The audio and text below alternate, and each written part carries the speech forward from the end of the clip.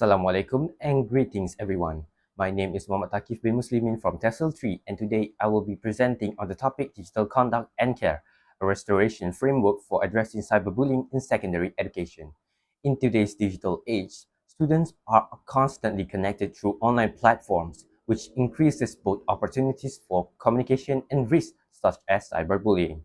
This presentation will analyze a real cyberbullying case and demonstrate how effective teachers' communications play a crucial role in managing such situations, supporting each student and promoting positive behavioral change. To begin with, this presentation will explore how teachers communicate effectively within schools' context, particularly when addressing sensitive issues such as cyberbullying in secondary education. Using a real-life incident as a case study, it highlights the importance of adapting communication styles to suit different stakeholders, including students, parents, and school authorities. Central to this discussion is the essential question: how can teachers use appropriate styles, registers, and cohesive language to communicate clearly, empathetically, and persuasively? By examining both formal and restoration approach, this presentation demonstrates how language plays a critical role in ensuring clarity, supporting students' well-being, and promoting responsible behavior. Now, entering incident overview. The incident began with a private image of a student named Alim was shared in a class group chat without his consent. Initially, this may have seemed like a minor action among peers. However, the situation quickly escalated when offensive and degrading comments were added. The image was then further circulated by the two students, which is Khairul and Zamirul, which increases its visibility and impact. As the content spreads, Alim experienced significant emotional distress, including anxiety, embarrassment, and fear of being judged by others. This emotional impact becomes so serious that he was reluctant to attend school. It is important to note that cyberbullying does not only affect the individual's victim.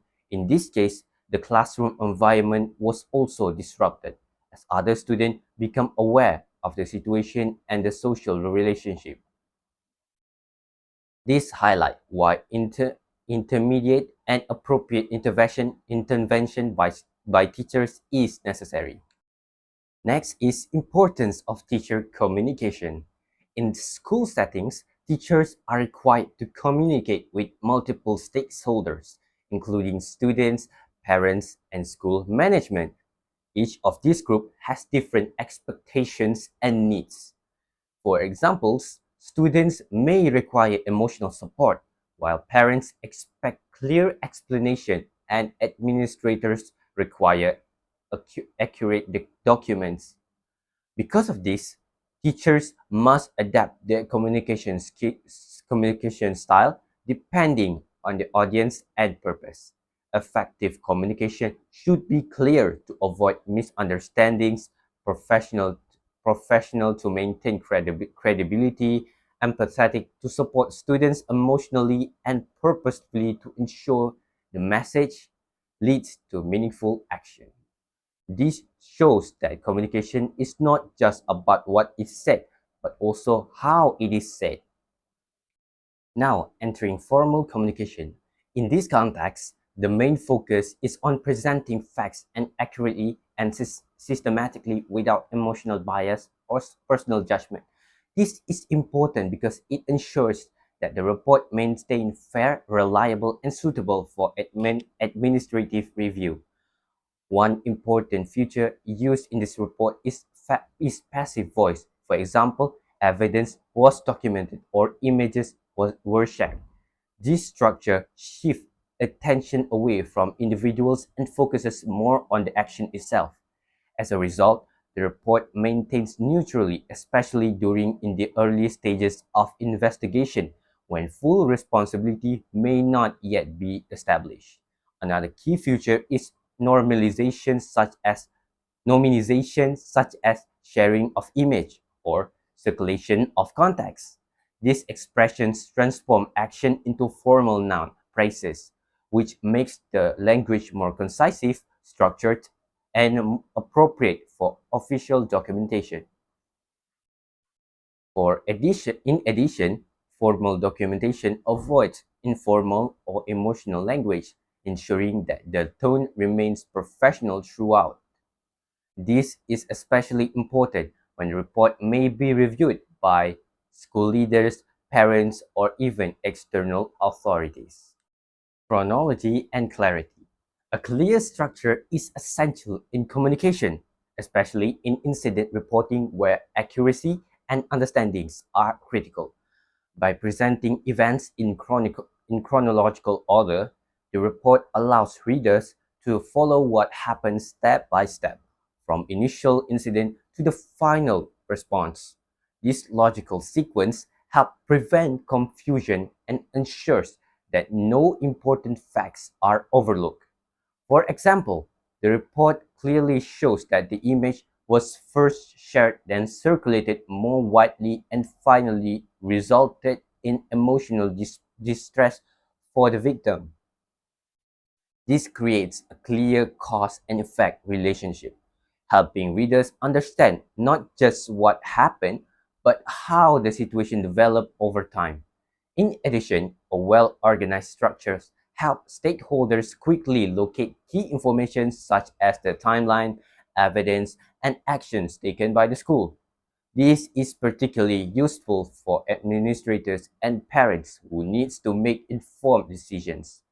Clear and structured communication are also reduce the risk of misinterpretation, which is especially important in sensitive cases where misunderstandings could lead to unfair conclusion.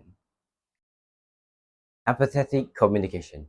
In contrast to formal reporting, the restorative conferences focuses on empathetic communication.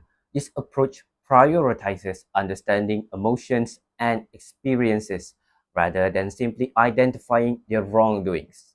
It creates a safe and respectful environment where students feel comfortable sharing their thoughts and without fear of judgment or punishment. The facilitator plays a key role in guiding the conversation by using open ended questions such as, "How has this affected you?" or "What were you thinking at the time?" The facilitator encourages deeper reflection and more meaningful responses. This allows the victim to express feelings such as embarrassment, anxiety, or fear, which are often difficult to communicate.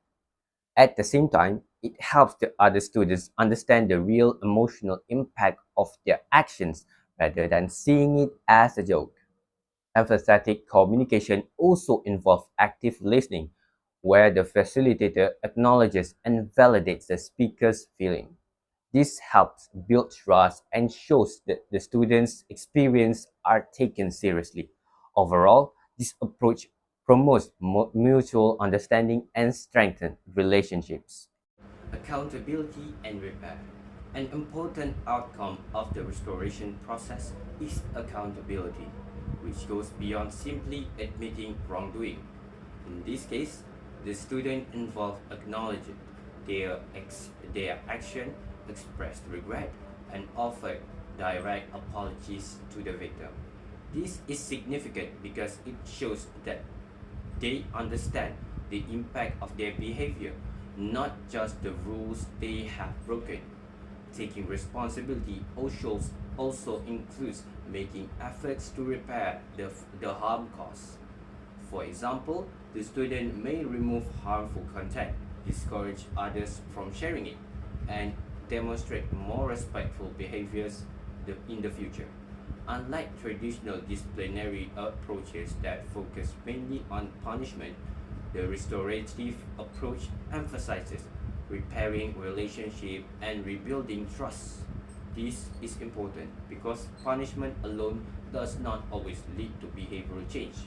By focusing on accountability and repair, students are given the opportunity to empathy, learn from their mistakes and develop empathy. This is this is not only beneficial to the victim but also help the offenders grow as individuals. And three, reflective communication. Reflective communication encourages students to think critically about their actions and their consequences. Through guided reflection question, students are asked to consider what happened, what they were thinking at the time, and how their actions affected others, and to how they can do up differently in the future. This process is important because it promotes self-awareness.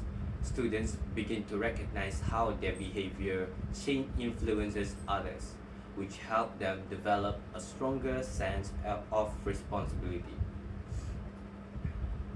Reflection also shifts the focus from external control, such as rules and punishments, to internal understanding. Instead of simply following instructions, students learn to make better decisions based on their own values and awareness. In addition, communication allows students to express their thoughts in structured way, which can support emotional processing and personal growth.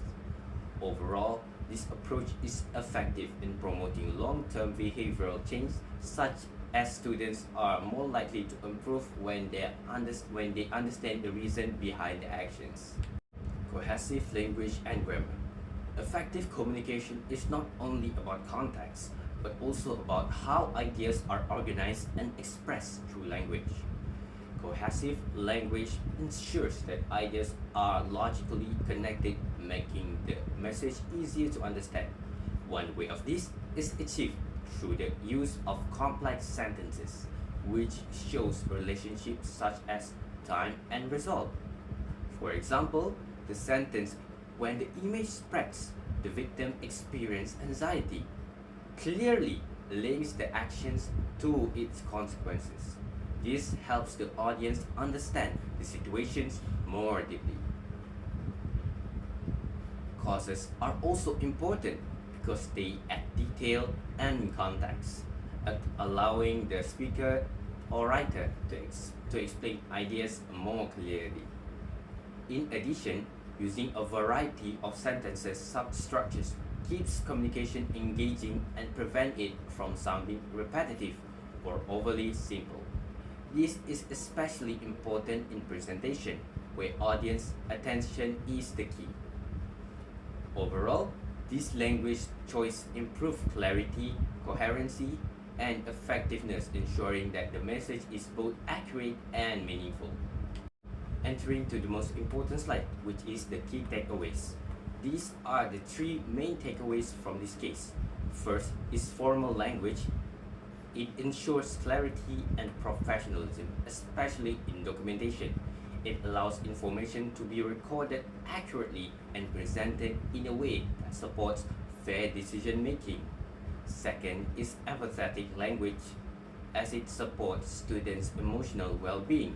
It also helps students feel heard, understood, and respected, which is essential in sensitive situations.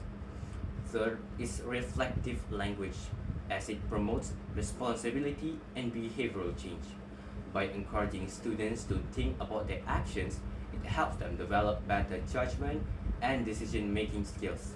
Together, these approaches shows that effective communication is not one-dimensional.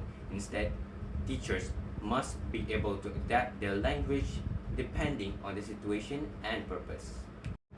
In conclusion, teachers must adapt their communication styles depending on the context and needs of different stakeholders. Formal communication ensures accuracy, clarity, and fairness in documentation. Empathetic communication supports students' emotional needs and builds trust. Reflective communication encourages personal growth and responsible behavior. While these approaches are used together, they create a balanced and effective response to issues such as cyberbullying. Ultimately, language is not just a tool for delivering information. It is also a powerful means of shaping behavior, repairing relationships, and creating a positive and supportive school environment. That's all from me. Thank you for your attention, and that's and goodbye.